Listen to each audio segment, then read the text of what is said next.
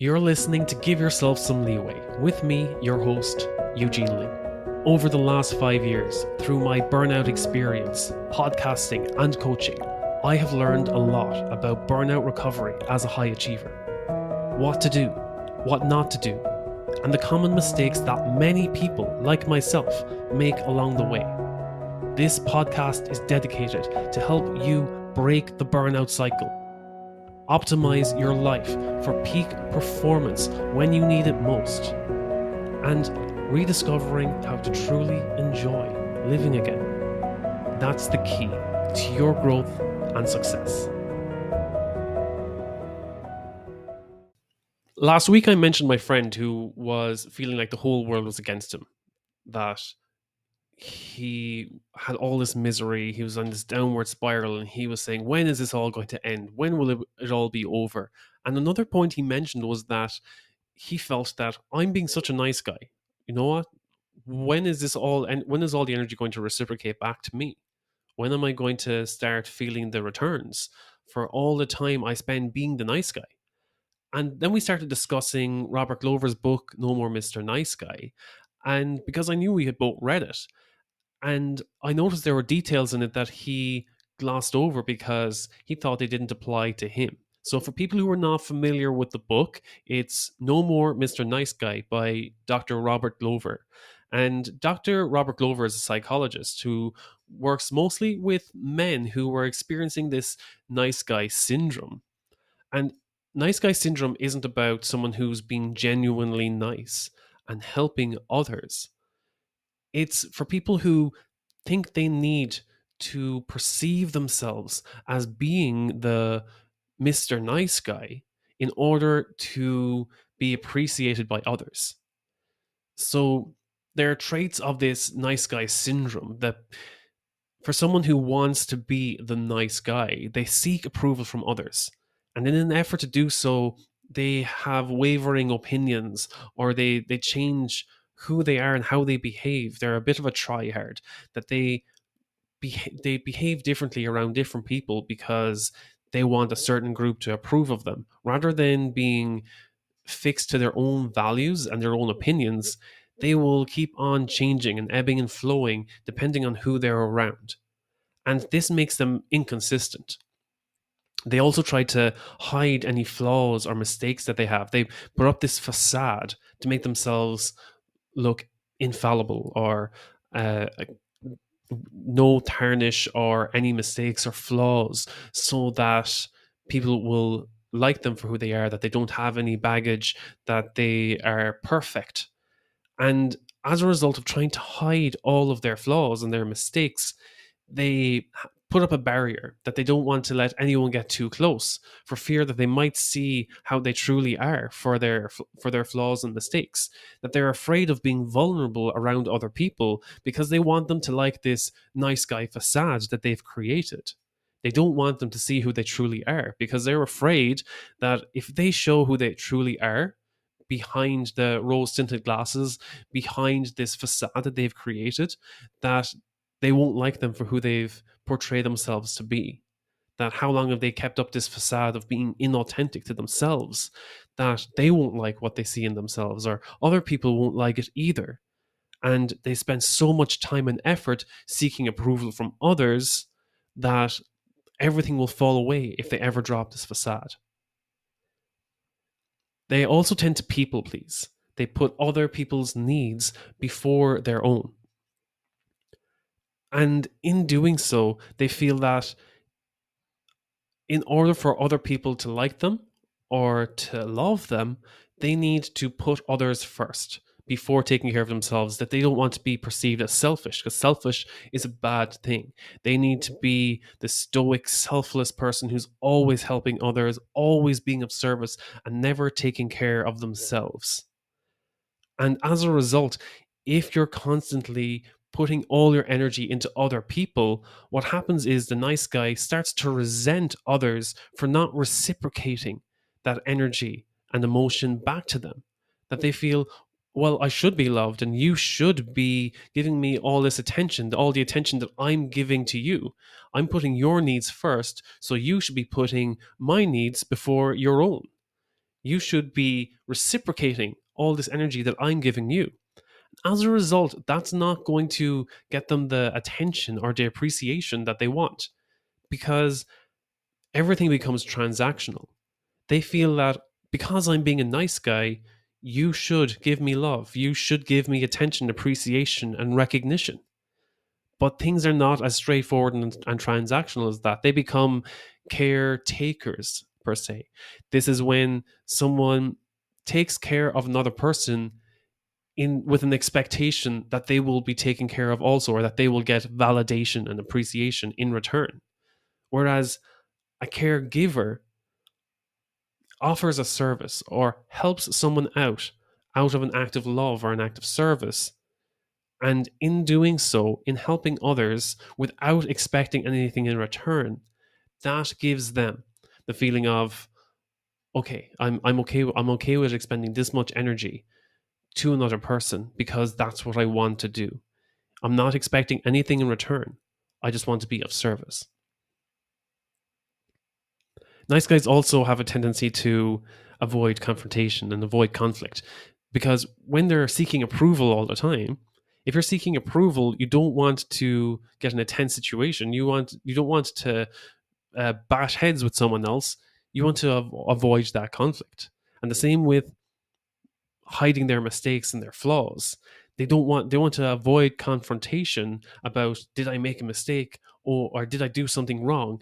They're going to avoid that in any possible instance. And not only in personal relationships and with friends and family, but also in the workplace. If you make a mistake and you're trying to cover up that flaw or mistake that you've made and let that ruminate for a few months without addressing that, then that's going to be a lot worse than if you just owned up to it and said, okay, I think I've made a mistake here. Where do we go from here? How do we fix this before it gets any worse? That doesn't make you a bad guy. It makes you an honest guy who wants to own up to their mistakes before it causes much bigger problems further down the line. And oftentimes, because of all of this holding up the facade and avoiding conflict and putting others first, creating this whole image of being a nice guy and having all of this resentment. And when they don't get that love or attention and appreciation back, they think that the world is against them. They make themselves feel like the victim here. Like my friend was saying, that why am I not getting reciprocated or anything in return for all the nice things I'm doing? I'm being so nice to people, and why am I not getting anything back in return?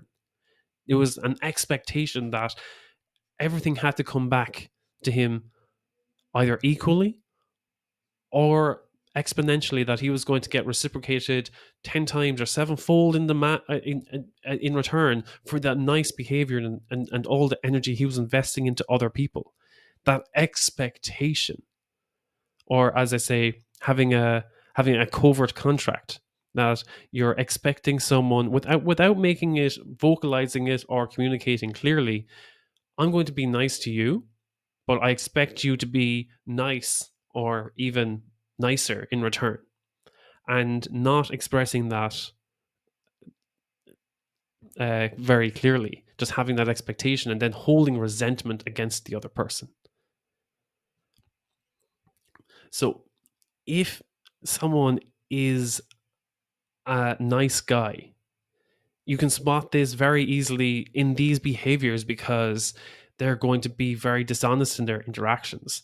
They're going to keep on changing their opinion, trying to please other people. And whether you're with your family, with your friends, or with your work colleagues, and if someone keeps on changing their opinion or changing their narrative and story to try and please different people, that's going to create an inconsistency. And it's going to be very hard to trust that person or to understand that person and what they value. It can be very hard to relate to another person if they keep on changing what they care about or what they truly value or what they tell you they truly value. It's very hard to build that connection if someone is being very inauthentic to themselves and to others. They also find it difficult to express their emotions to other people because they're holding up this facade. And If you're changing your opinion all the time, trying to seek approval from others, and you're trying to express emotions in different ways to different people, you're going to have this buildup of resentment in yourself also, because you're not getting the love and the reciprocated energy back for that you're expending into other people. There's going to be an inconsistency in how you express those emotions, if you're expressing them at all. If you're trying to people please but you don't want to come across negatively, and you're bottling up all this emotion, it's either going to burst out of you, or else you're just going to check out and just be emotionless. And it's very hard for someone who's trying to be a nice guy and they cannot express their emotions. It's going to push people away. And if you're trying to hold up a facade, you're not going to let people too close. If you're not going to be vulnerable with them, it's difficult to build a relationship. It's difficult to have an intimate relationship, or to become a core member of a team, to lead a team, if you're holding back on how you truly feel. So repressing all of these emotions can also come out in unhealthy ways, like an outburst. And that can cause further tension in your personal relationships and in your professional relationships. So while the nice guy is making all of these efforts, thinking that if I'm nice, then I will get everything in return for being nice, these behaviors have a toxic impact on their life.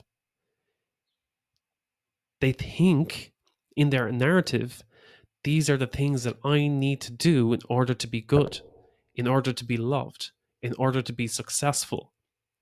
But as a result of this resentment and this repression of their emotions, and not being authentic to themselves and who they want to be, not knowing their values, and trying to seek everyone's approval, they start living a fake version of themselves. They start living with their own personal conflict, and then self sabotaging themselves if any relationship starts to build, because they've built up this facade for so long.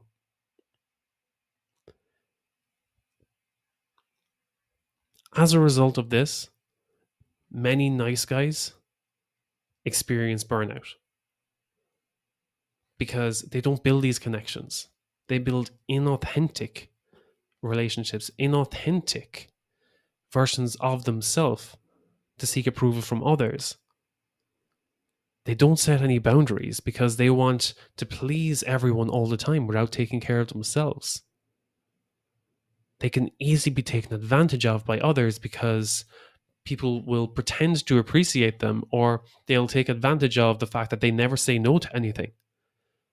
And they won't put up any wall or try to protect themselves from those who are taking advantage of them, because they think that's what they need to do in order to feel loved.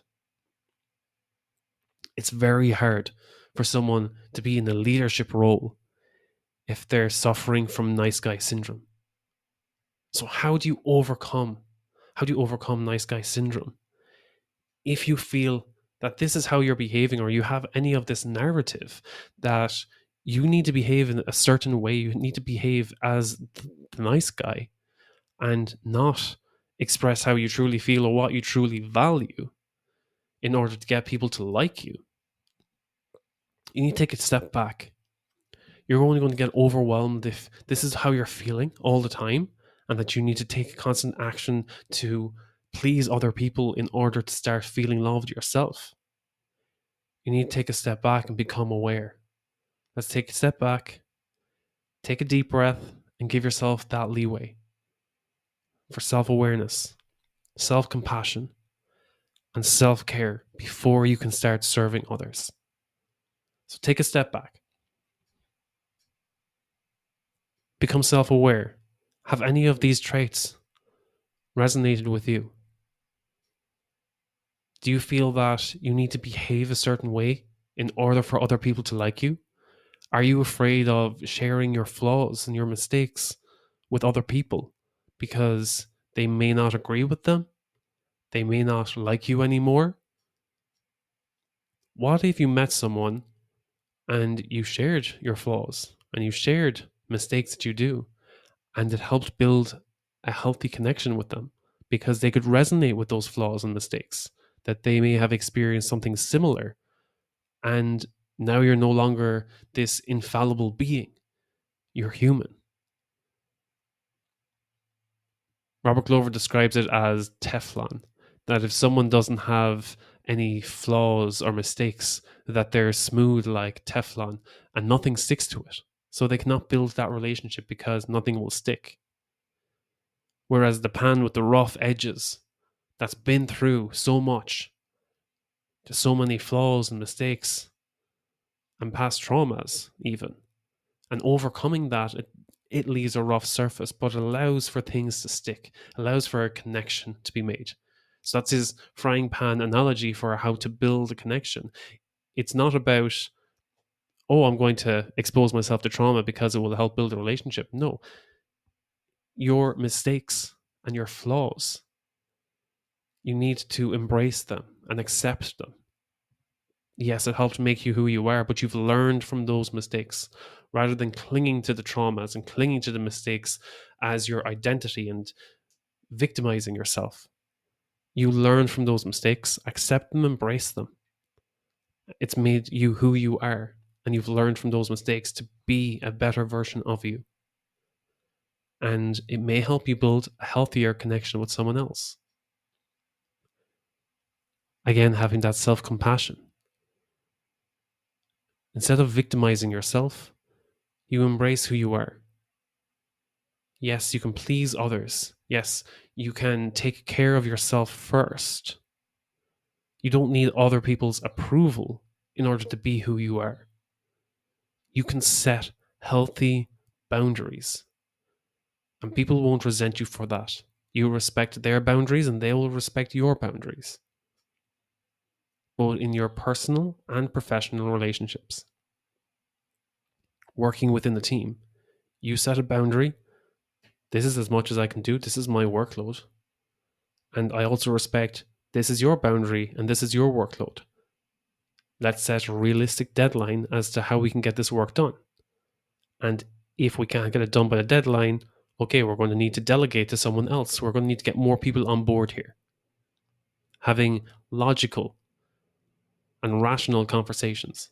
If someone can't be logical and rational, then you can't come to a logical and rational decision with them. That's how you learn to handle conflict constructively. If someone doesn't agree with you, that doesn't mean you let go of all of your boundaries and that you try to approve them in any way, and then you end up overwhelming yourself. You need to come from a place of awareness, compassion, and self-care first before you can start setting those boundaries with other people. Rather than just having emotional outbursts in times of conflict, you can just say, okay, this is the conflict.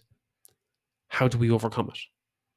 There's constructive ways of overcoming these conflicts. And that doesn't mean that the other person is going to hate you. It might even, in fact, have them respect you rather than avoiding them or ghosting them. You're saying, okay, this is a conflict or this is a concern of mine. How do we overcome this?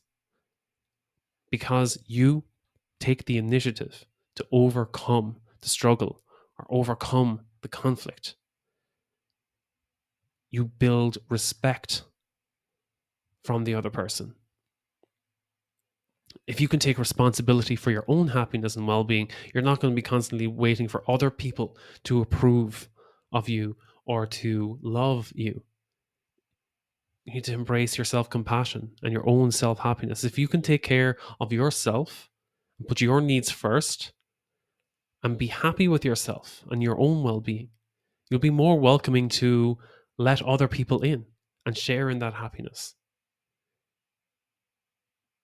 It's heartbreaking how difficult this can be for so many men, that they want to have this cold, stoic look so that they can be seen as the authoritative figure because they feel that's how they need to be in order to be strong. But because they're afraid of expressing their vulnerability and their emotion, that's what confines them. That's what holds them back from building deeper, more intimate relationships with others. You need to be able to express your emotions to yourself so you can show your needs more clearly and directly with others.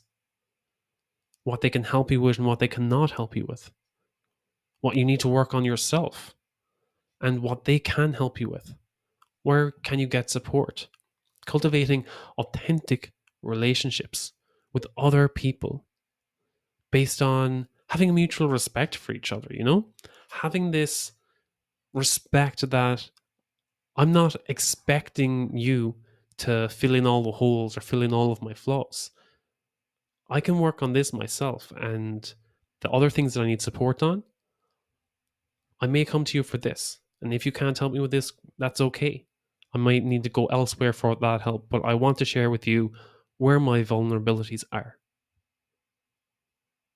That I'm not restricted to looking for approval from other people. I can pursue my own goals and my own interests without resenting others for holding me back from reaching that place. Without feeling that, because I'm expending so much energy into other people and what they expect of me in order to feel loved, in order to feel appreciated, I can pursue those things myself. And it may not, some people may agree with it and other people may not. There's so much in here about the traits that people have, thinking that this is how I need to behave in order to be the nice guy, in order to be the person that people like, both in with their family, with their friends, in relationships, in dating, in their professional life, in their career, trying to be a leader. They feel that everyone needs to like me as a leader in order for me to perform at my highest. Whereas they would have more respect for you if you were not the nice guy all the time. If you were authentically you, not having this facade, that if you were able to connect with them deeply and understand them better, having your personal boundaries and also respecting theirs. That mutual respect goes a long way. Do you see yourself as having this nice guy syndrome, or see yourself as resenting others because you put so much effort and time into their work and you don't get reciprocated? Could it be because you're perceived as being the nice guy, being the people pleaser?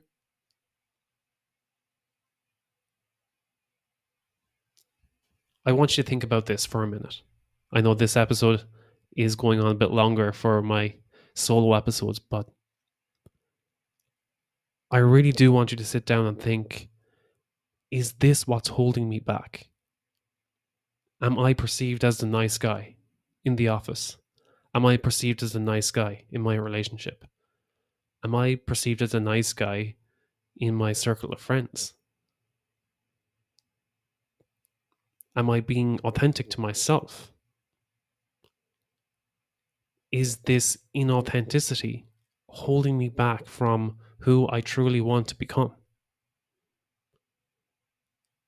If you want to go deeper on these questions, because sometimes our minds work in very mysterious ways when we're left alone to our own thoughts. But let's have that conversation. If you want to dive deeper and see, is this nice guy syndrome holding you back? Let's have a call and think about it and really talk it out.